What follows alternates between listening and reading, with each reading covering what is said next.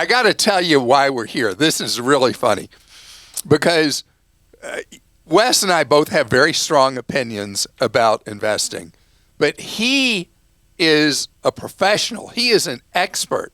I am an amateur at it. Not really, but we approach it from very, very different styles.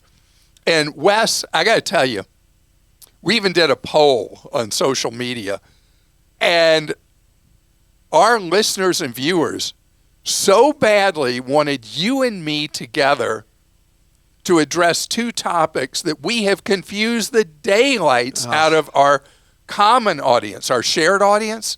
You know what they are? We're not supposed to be confusing people. I know. That's why we're here now. Fault. That's probably my fault. To try to take the fog we've created and see if we can lift that fog, or if we even confuse people even more. I don't know. It could be the latter. Well, let's see. So what is the fog? What do you think the main confusion is? So first, the alleged overvalue of the stock market. Okay. What do you think? I think that's a really good topic. I love this topic. Well, let's start with the stock market. Let's start with that. Okay.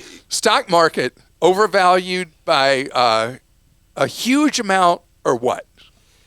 There was a economist who is a very skeptical economist. His name is Mohammed Al-Arian, and he was on this week. Is that how you say his last name? Yeah, man, I read quotes from him all the time. What do you call him, Al-Arian? I don't know. I look at it. It doesn't sound like that when I think of it.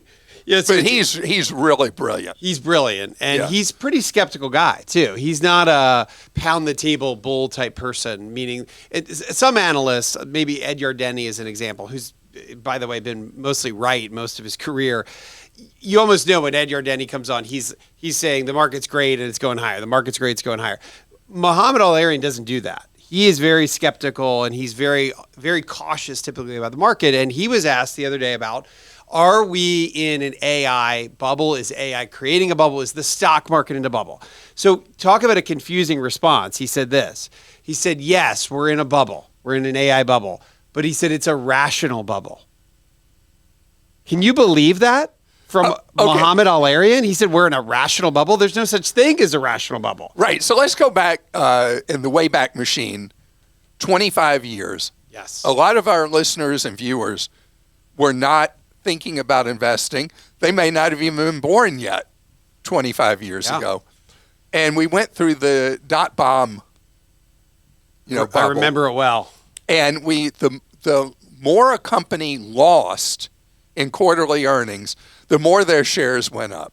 And I kept remembering, and it's where this whole phrase, but this time is different, became such a buzzword on Wall Street. And, those shares kept going up and up and up and up. There was something called Webvan. I remember that. And Pets.com, among others. And so they were going up like a rocket till it ran out of fuel. And then what happened? Straight back down to earth. Yeah, and people just got wiped out.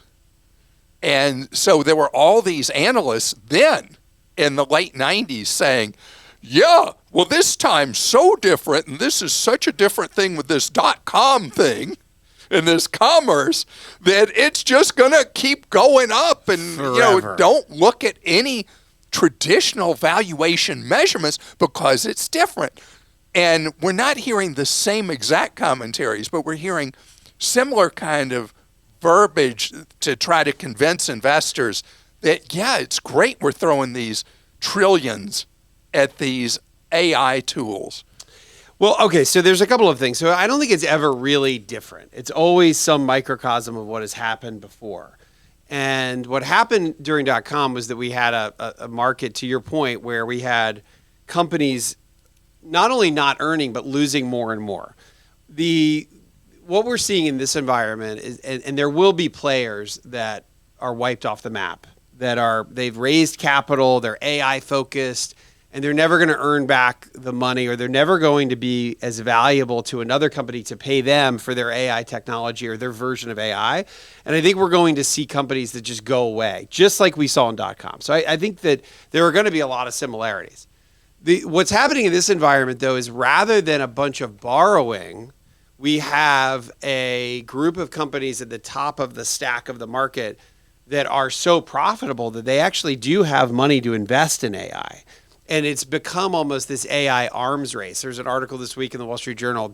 These data scientists and AI people feel like they're at war with each other, and they're working 100 hours a week. I saw that too. I'm like 100 hours a week, man, because they feel like they're at war. But how in the world can a human being sustain working almost 13 hours a day, 7 days a week, never any time to breathe?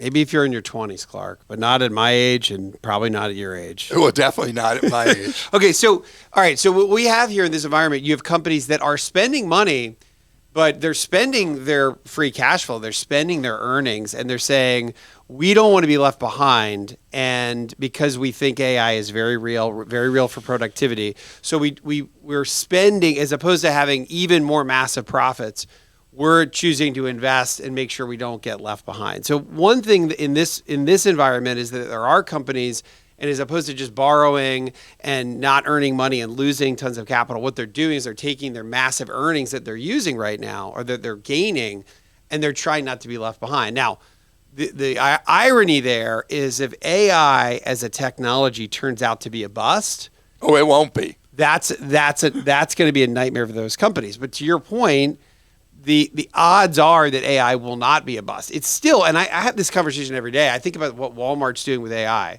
and we've gone from this phase of crawling with AI, as in crawling like a baby and just kind of using it and seeing, oh, it's pretty neat to be able to utilize AI, to seeing, I think companies are now walking with AI, and Walmart is implementing Internet of Things, IoT sensors on every pallet they have in the country. It's 90 million pallets, 4,600 stores.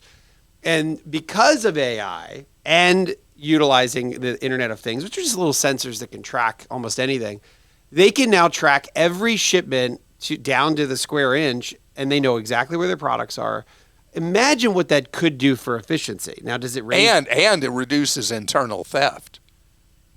Because, shrinkage is such a big problem for Walmart and other big retailers. And the IoT devices are going to reduce the amount of theft that goes out the loading dock. And never even makes it on the shelves. Right. And so I mean, it's an efficiency thing, and it's also going to be a profit machine, because every item that's stolen out the back of the loading dock is money that you've got to make up. It goes straight from profit to loss, and that is going to be absolutely reduced. And so, I mean, no doubt that these things are going to be awesome. And so, but will they be awesome enough to make $1 million investment or $100 million investment worth $1 billion eventually? That is the jury that's still out. Okay, so let's go back in the Wayback Machine again to the dot bomb. Webvan, man, I remember that. Okay, so I remember in my TV work, I go out. And they were Atlanta, right? They were. I don't know where they were based. Okay, probably Silicon Valley, where everything back in dot bomb happened. Yeah. So I'm out at a Webvan facility, and I'm watching this. So try to imagine in 1998 or 9 or whatever, seeing the automation that they had in place. And it was unbelievable. And so if you don't know what this was, it was the first internet-based automated grocer. And you'd go in this warehouse and... Early version of Instacart. And so, well, except this was all automation, because you'd have these carts that had these that were very early with the bullseye kind of thing. Instead of the pricing labels, they had the full QR thing. And they'd go down, they'd know, okay, we got to get 6 bananas. And it would go down and it'd grab 6 bananas in this giant warehouse. And then it would go get 3 Honeycrisp apples and on like that. And so you had all this technology and all these companies that were what I call successful failures. Mm-hmm. They led to the e-commerce era we're in now, but how many of them actually survived and thrived? Very few. And you always end up with, in capitalism, you end up with a very small number of survivors and thrivers out of these big number of players. And I think that's probably, I don't think history will be any different here. I think there will be thousands of AI-related companies, and there will probably be a dozen or two that really make it. And they're going to learn from all these failures. You think a dozen or 2 dozen I think yeah, I do. Will survive as big players? Because I think what will happen is that the Mag 7, which are the big companies in the S&P 500, Microsoft, Apple, Meta, Google, Amazon, etc., they're so giant that they will be able to find these, on a relative basis, small, tiny companies that they can swallow up quickly. So I think that the winners will get swallowed up by the big companies. And maybe there'll be a few companies that emerge and they're their own new company that we haven't even heard of, and then now they're a multi-billion-dollar company in 3, 5, 10 years from now. But I think that a lot of the little winners on a relative, and everybody's little, relative to the Mag 7, these are trillion-dollar companies. So if you think of a company that's $2 trillion, $3 trillion, $4 trillion, like some of them, Microsoft's a $4 trillion company. NVIDIA is a $4 trillion company, or close to it on both of those cases. A $10 billion company is just a speck of sand to them. Right. So they can, I think you'll see a lot of consolidation. But let me go to some of these numbers here, and this goes to overvaluation. The weight of just those 10 stocks, which are mostly the Mag 7, is now almost 40% of the total market. That's incredible. That's never happened. We've never had that level of concentration. Now, it's usually pretty high because the S&P 500 is top-heavy, market cap weighted. It's usually in the 20% range, but here we are close to the 40% range. Again, just add up the value of the 10 companies at the top of the market, and we've never seen the market this top-heavy. You asked about valuation. Let's talk about valuation. And valuation is important because this is what we're paying per dollar of earnings. So if we pay $10 per share or dollar of earnings, 10 times that, a multiple or price to earnings multiple is 10, and that's on a relative basis really low. On average, it's been about 17 to 18 over the last 30 years, 40 years, 50 years. Today, the market in general is trading at 25 times earnings. Now, that's not as bad as we saw in the dot bomb, but it's getting closer. Right. Back then, we were close to 30. Now we're at 25. Now, so I think that's the bad news. And to your point, we're getting overvalued. If you look under the surface, though, and you look at the average stock, so if you don't weight the S&P 500 by size and you just weight it equally, so equal weighted, we've had a lot of great listener questions about equal weighted markets versus cap weighted markets. The market is trading at about 20 times. So 20 is a little high, but it's not extraordinarily high. All right, so let's talk about that. Yeah. Because I'm index funds all day long. And so you're not going to be in an equal weighted thing. And the money so heavily is geared towards the things that have pushed the valuation so high. So in my book, here's what I worry about. The market is priced, in my opinion, for perfection, no matter how you slice it. Because even if you take the equal weight, you're still a little above historical averages. But if you go to the money in the market, it's way above. Here's what I worry about. When market declines happen, it's always out of nowhere. Mm-hmm. We don't know, as we're sitting here right now. What's going to take this market down? By the way, it's weird sitting during a podcast. That's right. You're usually standing. I know. Yeah. Anyway, so the reality is we don't know what bolt of lightning comes in, what meteor hits the market, and then suddenly you have a down loss 10, of confidence. down 20, down 30. Right. And so my big fear is that people are chasing the hot stuff.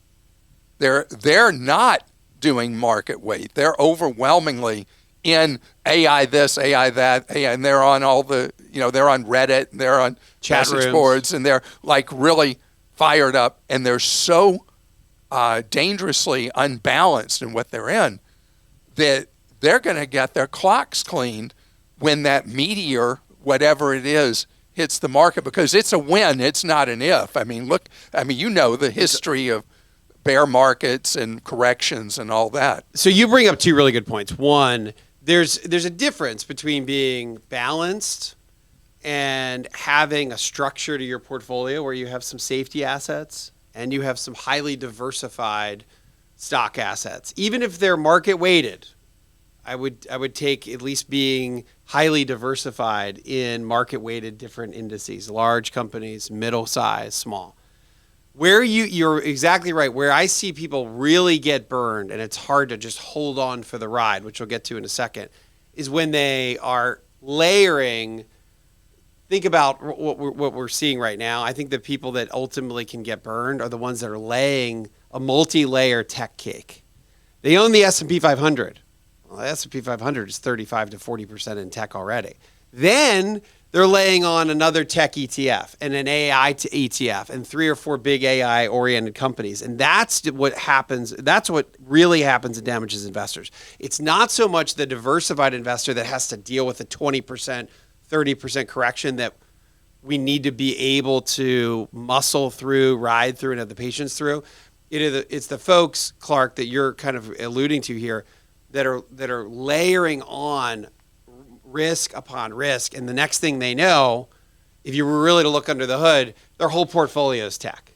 And when that one sector has a big correction, it's not 20 or 30%, and it's very difficult to ride that through. That's when you get 50, 60, 70, 80% losses that are almost impossible to come back from. And then they get burned, and they're like, well, I'm out. I'm out, and they don't go back in, and they miss the future. Yes. So that's what I'm so worried about, is that there's so much information available now, and people gravitate so quickly into. They get overextended. Overextended and overweighted. They're even doing these leverage things where they're doing 2x or more into some of these AI things.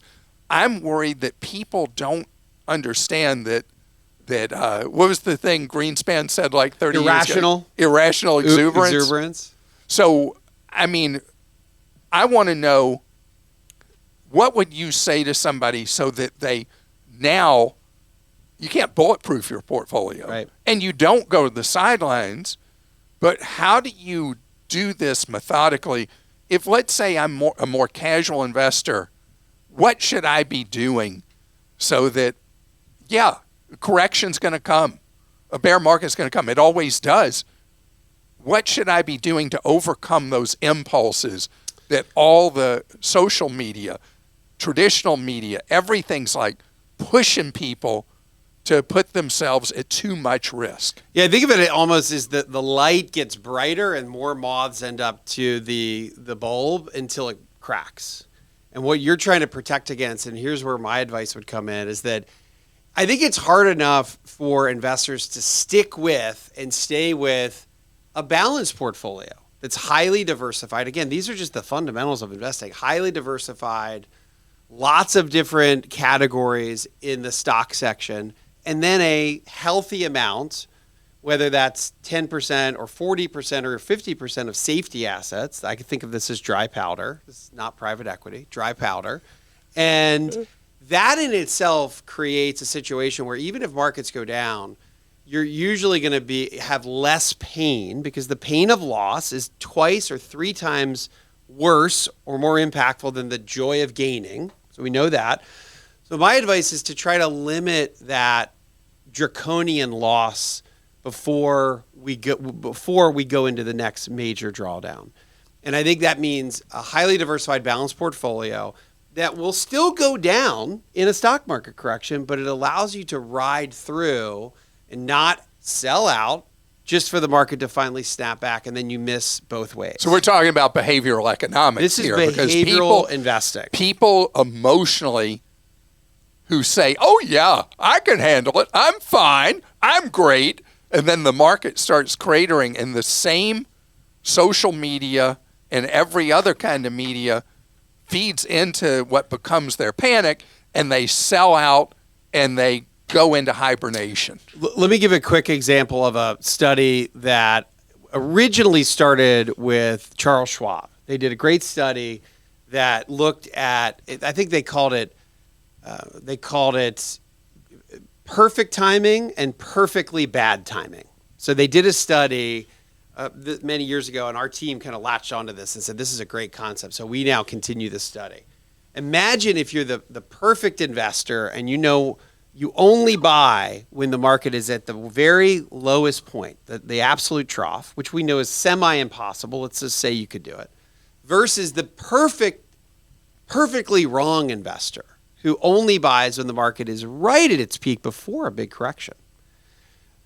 So those are the two investors. I call this participation versus perfection, because the third category we look at is just leaving money in cash, treasury bills. And I want to give you a couple examples for our listeners. And this is the difference between being participating and being in markets versus being a perfect investor. So it's participation, longevity, marathon, not sprint, versus perfection and thinking you can time the market. So if I go back to, I'll do two quick examples. You mentioned the tech crash, so we'll do that. Imagine back in the year 2000, right, or the end of 99, year 2000, and this is when the S&P 500 fell 49% peak to trough. The peak was March of 2000, and the trough had finally bottomed in October of 2002. So it was a long stretch down almost 50%. If you had only, and we're going to use $10,000 a year here, if you put your 10 grand to work at the very bottom of the market, and you just happen to know you had the newspaper of tomorrow, you had the Michael J. Fox Back to the Future newspaper tomorrow, and you nailed it, and you put your $10,000 to work. Today, that'd be worth $134K. So it's up 13x. If you were perfectly wrong and invested your money, your $10,000 on the day before we started that crash, of course, you would have gone down 49%. It would be worth $71,000 today. If you had been scared and just chose not to participate in markets and just put your money in treasury bills or cash, it would be worth $16,000. So terrible timing still beat cash by more than 4 times. Now, how do you ride out that difficulty? That's where balance comes in. Because to your point, so much of investing, we think of it as dollars and cents and math, but it is behavioral. And one of the very best things we can do for our own retirements is to be able to stay the course. John Bogle, stay the course. And for some people, you're able to stay the course with stocks all the way up and all the way down and all the way up and all the way down. For most families that I've seen this now over 25 some years, is that you need to have some semblance of balance for the overall pie that helps you stay the course. And that's why I think balance is so important. That's why I talk about dry powder. That's why I talk about diversification, which should try to eliminate the very real problem that you bring up, which is layering what is already working on top of what is already working so that you get a highly over your skis, way ahead of yourself portfolio. And that's where people really get hurt. The balanced investor has to endure some pain, but the investor that gets overly concentrated, thinking that every new technology is going to grow to the sky, that's the investor that almost can't recover when there's a correction. So the point is, you can't become so myopic that you're only into whatever the hot flavor is at the moment. Yeah, that's diversification gets thrown out the window there. And so what I think where we both confuse people, but where we both come back to is, the market by historical measurements is overvalued. The question is what degree and which chart you look at. But the bigger thing is that people are putting themselves in danger by not following classic models of spreading out your risk. Balance, which allows you, when things are on the roller coaster, were you ever a roller coaster kid? Yeah, I did them. Yeah, I didn't like roller coasters because when my stomach would come, up into my throat, I didn't like that. And investors don't like that either. That's why you got to be diversified. So I know this was a lot of stuff winding around that Wes and I talked about, but ultimately comes back to the basics. Right. That right now, if you look at what you got and you're just way too much every latest AI thing you've heard of, That's too much risk. And that's why you need to do classic portfolio balancing. And you're saying also, you talk about powder dry and all that, a certain amount of money in cash so that you can have the patience to ride out the decline in a market and have money available that when the market does get really, really depressed and negative sentiment and all that, that you then at that point Could actually put can money to dollar work. cost average in. Exactly. Yeah.